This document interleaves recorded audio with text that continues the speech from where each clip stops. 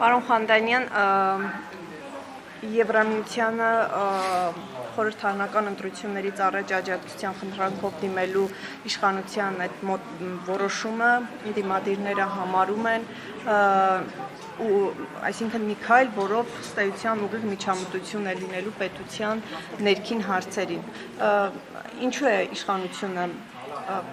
այսինքն ինչ ռիսկեր է իշխանությունը տեսնում, որ դիմել է Եվրամիության աջակցության խնդրանքով եւ ընդդիմության այս գնահատականների վերաբերյալ ինչ կասեք։ Ընդհանրապես հիբրիդային հարձակումները եւ ապատեղեկատվությունը միայն հայաստանյան խնդիր չէ, կամ միայն Հայաստանը չէ, որ այդ սպառնալիքներ կան, ընդհանուր առմամբ աշխարհում ժողովրդավարությունը հիբրիդային հարձակումների է ենթարկվում տարբեր տեղերից, տարբեր երկրների ներսից, դրսից եւ այլն։ Եվ այս առումով Եվրոպական միությունը եւ մի շարք այլ կառույցներ, երկրներ ունեն որոշակի գործիքակազմ,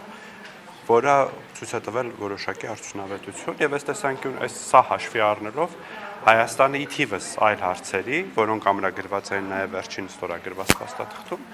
սա եւս մի թեմա է, հարց է, որի շուրջ Հայաստանը պատրաստվում է համագործակցել Եվրոպական միության հետ, որովհետև Եվրոպական միությունը ունի այդ գործիքակազմը եւ պատրաստ է այդ գործիքակազմով կիսվել Հայաստանի Հանրապետության հետ։ Եվ այստեղ որևէ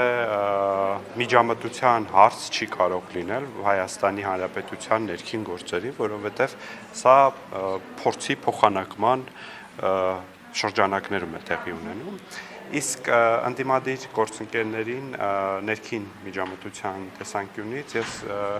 կուզենայի, որ դուք հարցնեիք արդյոք օրինակ ռուսաստանցի օլիգարխի միջամտությունը Հայաստանի ներքին քաղաքական կյանքին ինչ գնահատական դրան կտան արդյոք Հայաստանի քաղաքացի է եւ մի շարք այլ երկրների քաղաքացի է Նիկոլ Փաշինյանի հետ ձեռքի այսինքն նրա մասնակցությունը ընդհանրապես քաղաքականությանը դա կոչվում է հիբրիդային պատերազմ Չէ, ես չեմ ասում դա կոչվում է հիբրիդային պատերազմ դիմադիրները մեզ մեղադրում են Եվրամիությանը երկրի ներքին գործերի մեջ խառնելու, բայց երկրի ներքին գործերի մեջ խառնելու շատ ցցուն վառ օրինակներ ենք մենք տեսնում հասկանում բան Խանդանյան որ հիբրիդային պատերազմ ասած Հայաստանի դեմ որ իրականացում է դուք դիտարկում եք իշխանությունը նկատի ունեն Միմիայն Ռուսաստան Ոչ, հիբրիդային հարձակումները ոչ միայն Հայաստանի դրսից են լինում, այլ նաև Հայաստանի ներսից են այդ հիբրիդային հարձակումների ենթարկվում Հայաստանի ժողովրդավարությունը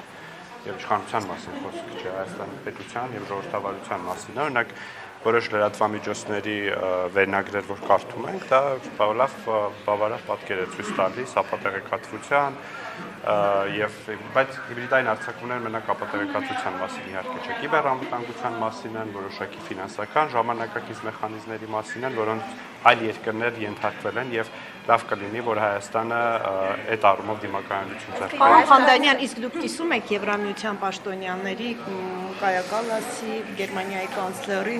այսինքն Հայաստանի իշխանությունը իրենք ուղիղ ասում են, որ Ռուսաստանից են գալիս այդ վտանգները, դուք նրանց հետ, դուք նկատում իշխանությունը համաձայն է։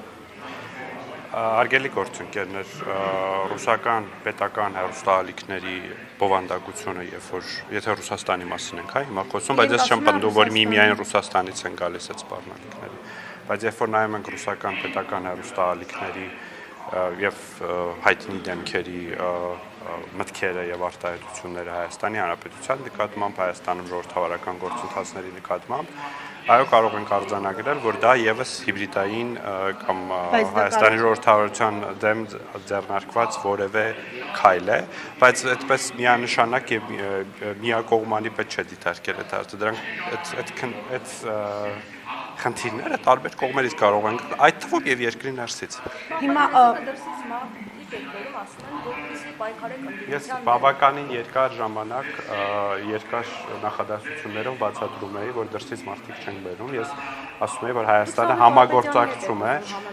Հայաստանը չեմ համեմատում, ընդհանրապես չեմ համեմատում, որովհետև համեմատելի չէ, ես ընդդիմադիրները մեզ մեղադրում են, ես էլ ասում եմ, որ ավելի ցցուն օրինակներ կա, կարելի է ցցուն օրինակների մասին խոսել, իսկ Հայաստանը Եվրամիության հետ համագործակցում է ի թիվս այլ թեմաների, նաև Հայաստանի ժողովրդավարական ինստիտուտների ամրապնդման ուղղությամբ, այդ թվում եւ նմանատիպ սպառնալիքների եվրոպական գործիքակազմից օգտվելու համար։ Որևէ երկրի Ինչի մեղադրակները։ Որ իրենց դեմ պայքարելու համար Հիմա ընդդիմությունը նաև մեղադրում է Եվրոպական միության դիտորդական առաքելությունը Հայաստանում տեղակայել։ Չէ, բայց դա շատ նման հարց է, որովհետև Հայաստանը համագործակցում է Եվրոպական միության հետ, նաև այդ ուղղությամբ եւ Հայաստանում հիմա գործում է Եվրոպական միության դիտորդական առաքելությունը, արդյոք դա միջամտություն է Հայաստանի ներքին գործին։ Ես կարծում եմ, որ դա միջամտություն չէ։ Աջակցություն, երբ որ պահանջվում է այդ ամեն ինչ համար, Հայաստանը իր ռեսուրսներով, ֆինանսական ներուժով չի կարող պայքարել, որ միջոցներ Խոսքը ֆինանսական ռեսուրսների մասին չէ միայն, խոսքը մեթոդաբանության եւ գործիքակազմի մասին։ Իհարկե։ Հիմա ինչ մեթոդաբանություն որտեղ է գնում, ինչ ուղղությամբ են, այսինքն ինչպես է պայքարը լինելու գործիքակազմը որն է։ Ես ճիշտ ասած այդ գործիքակազմի մասնագետ չեմ, բայց ապատեղեկատվության դեմ ինչպես են պայքարում։ Օրինակ մեկ օրինակ ասեմ, ստրատեգիական ռազմավարական հաղորդակցությանը ավելի լավացնելով պետական մարմինների, տարբեր կառույցների, լրատվամիջոցներին աջակցելով, որպեսզի լրատվամիջոցները ավելի դիմակայուն լինեն անհարցակ, որտեղ լրատվամիջոցները եւս չէ, հարձակվում են դիմակայություն նշանակում է պրոարմենցիան քաղաքականություն, ոչ, նշանակում է, որ դիմակայություն նշանակում է, որ ժողովրդավարությունը այդ սպառնալիքներից չի ընկրկում եւ ժողովրդավարական ինստիտուտ, մենք տեսել ենք նույնիսկ եվրոպական անդամ երկրներում մեջ ենք տեսել, որ այդ Ռումինիայում ընտրությունները չեղարկվեցին, որովհետեւ որոշակի ֆինանսական հոսքեր էին եղել, բայց դա մի օրինակ է, ես հույս ունեմ,